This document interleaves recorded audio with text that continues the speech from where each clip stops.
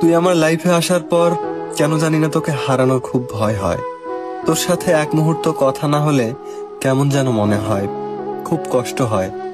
জানি না তোর সাথে শেষ পর্যন্ত থাকতে পারবো কিনা, কিন্তু সবশেষে তোকে একটা কথাই বলতে চাই, তোকে যে আমি খুব ভালোবাসি, অসম্ভব রকম ভালোবাসি।